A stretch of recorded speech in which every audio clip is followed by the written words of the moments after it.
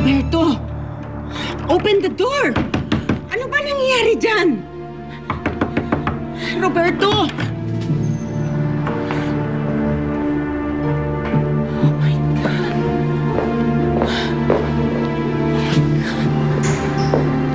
Oh, Rebecca!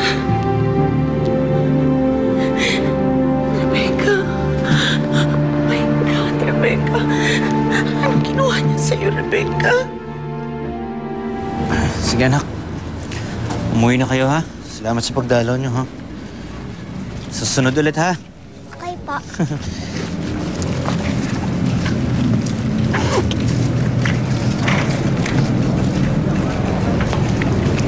Melissa, pwede ba tayo mag-usap? Mami, kausapin mo naman po si Daddy. Halika na, Tita Ami.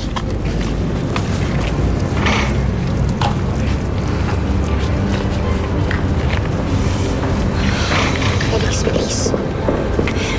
Kung hihingi ka na naman ng tawad sa akin, aalis na lang ako.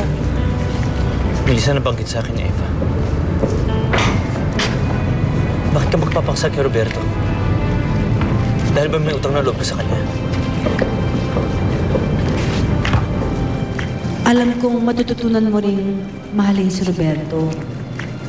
Nakikita ko naman yung sinseridad niya sa'yo. Turuan mo ang sarili mong mahalin siyang muli para hindi ka na nahihirapan.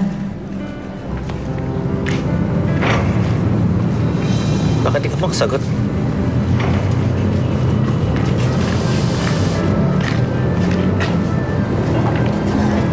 Mahal ko siya. Hindi ka dapat magpakasal sa isang taong di mo naman mahal. Hindi mo ba ako narinig? Mahal ko nga siya, Felix. Mahal ko si Roberto. Ngayon pa ba lulukoy ng sarili mo, Melissa? Nakikita ko sa mga mata mo. Kinukumbinsi mo lang ang sarili mo dahil gusto mo akong kalimutan. Dahil ang totoo, ako pa rin ang mahal mo. Dahil yun ang nararamdaman ko, Melissa.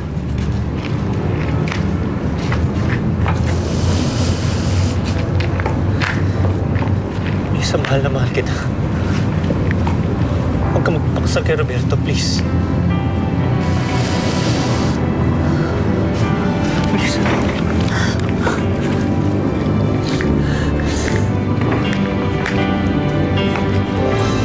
Melissa, huwag mo lukoy na sarili mo sa nararamdaman mo.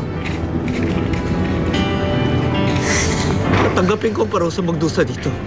Huwag mo lang ibibigay ang puso mo sa iba. Huwag mo lang itapon ang pagmamahala natin.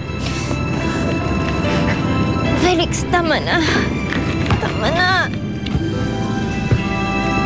I'd give away my soul to hold you once again and never let this promise end. I let you go. Bakit mo binugbog si Rebecca? Asawa mo siya! We're not officially married, Mama. Walang records ang kasal namin. Malaya kami magpakasal ng Melissa. Pwes, hindi matutuloy ang kasal na yan. Kakausapin ko ang Melissa na yan. Don't you dare do that, Mama. Kita mo na, ang daling kanyang palitan kay Roberto. Ginagamit ka lang ng Melissang yan. Hindi niya mahal si Roberto. May kailangan ko sabihin sa inyo. Ano yan, anak?